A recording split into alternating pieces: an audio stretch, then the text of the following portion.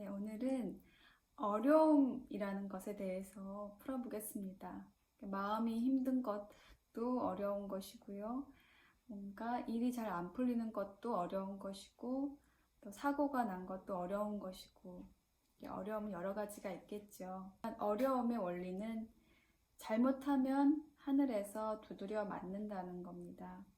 그 두드려 맞는다라는 이 말을 들었을 때, 뭔가 이렇게 허걱하는 그런 게 있다고 한다면, 이제 그분은 조금 이 사고가 날 때가, 두드려 맞을 때가 가까워 왔다는 뜻이죠.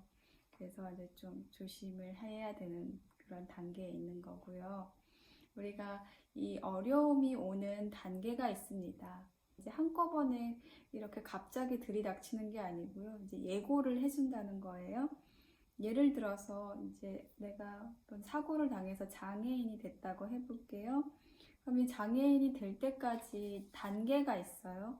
처음에는 TV에서 간접적으로 어떤 그 소식들을 듣는 거죠. 모습을 보고, 장애인의 모습을 보고, 그렇게 간접적으로 이제 접하다가 그게 시간이 지났는데 어떤 내 잘못이 고쳐지지 않고 계속 가고 있다고 한다면, 그 다음에는 이제 뭐 엘리베이터 안에서 장애인을 만난다든지, 내가 장애인을 위한 봉사를 하러 간다든지 하면서 점점 이제 그런 장애인의 환경과 좀 밀접한 관계를 맺기 시작하게 됩니다. 그러면 이제 점점 이제 가까워 왔다는 거예요. 그런데도 그게 어떤 신호인데도, 자연에서 주는 신호인데도 이제 좀 뭔가 자중하고 내 잘못을 찾아보고 방향을 틀어서 다르게 살라고 하는 그런 신호인데도 그걸 모르고 계속 살고 있었다, 살던 대로 살고 있었다라고 하면은 어느 날인가는 이제 사고를 당해서 장애인과 같이 살고 있는 그런 자신을 발견하게 되는 거죠. 멀리 있을 때는 그 간접적으로 TV에서 보는 그런 환경이 됐을 때는 그냥 조금만 공부해도 되는데, 이게 가깝게 내 환경과 가깝게 되면은 좀 심각하게 달려들어서 바짝 공부를 해야 된다는 겁니다. 어려움이 오는 이유는 한 가지입니다. 잘못 살아서 오는 거예요.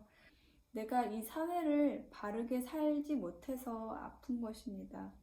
태어날 때 만약에 뭔가 잘못돼서 이렇게 선천적인 장애를 갖고 나오는 그런 아기들이 있잖아요. 왜 그러냐면 부모가 잘못 살았기 때문이에요. 자식이 안 좋게 태어나면 누가 아픈가요? 내 부모가 아프죠. 그래서 부모가 공부를 하라고 그렇게 부모 마음이 찢어지잖아요. 뭔가 아픈 게 들어왔다 그러면은 내가 뭔가를 잘못하고 있기 때문에 이제 아픈 게 들어오는 거예요.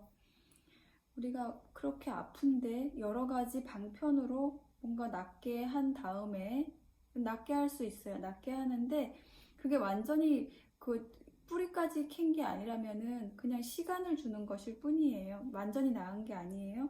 그래서 일정 시간을 주어서 나의 근기와 환경에 맞게 그것을 바로잡을 수 있는 그 시간을 준단 말이죠. 빨리 오는 사람은 뭐 100일 정도에 다시 아플 수도 있고, 근데 그렇게 아팠던 사람이 다시 아픈 이유는 그 공부하는 기간을 주었는데 그 시간을 주었는데 그 일을 하지 못했을 때 이제 다시 아프게 되는 거죠. 내가 누군가한테 욕을 먹었는데 잊고 있었어요.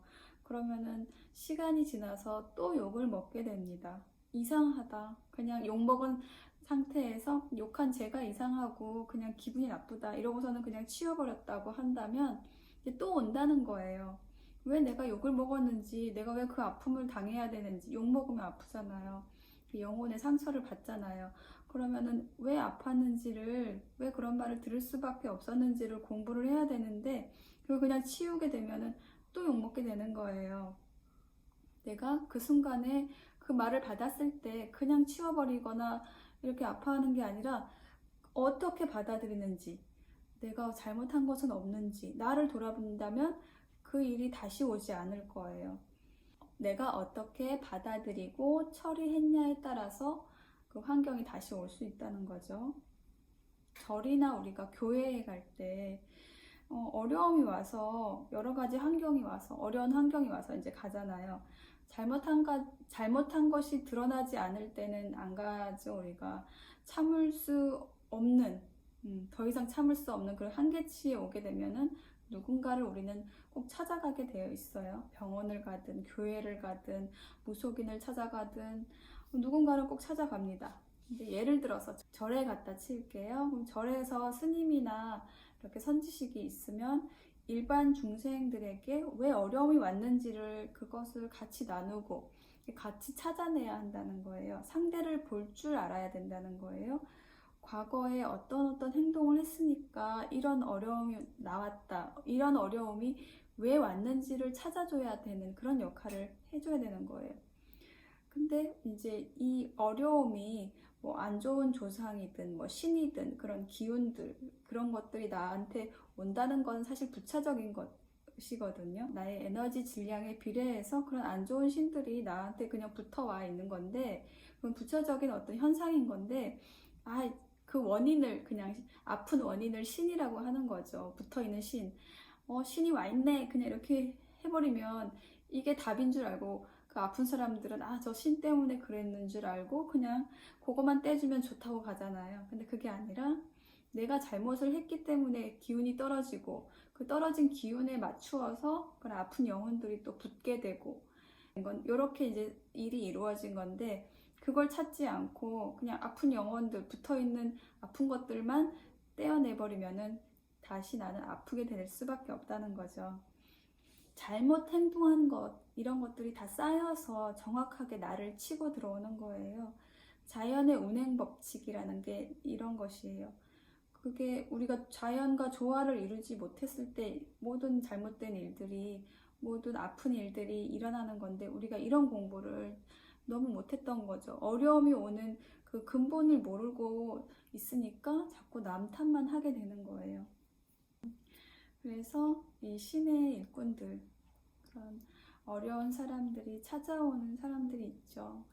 신의 일꾼들은 그것을 그 원인이 아픈 원인이 어디 있는지를 같이 탐구하고 찾아주는 역할을 하는 게 신의 일꾼들인 거예요. 아픔은 내 잘못이 쌓여서 옵니다.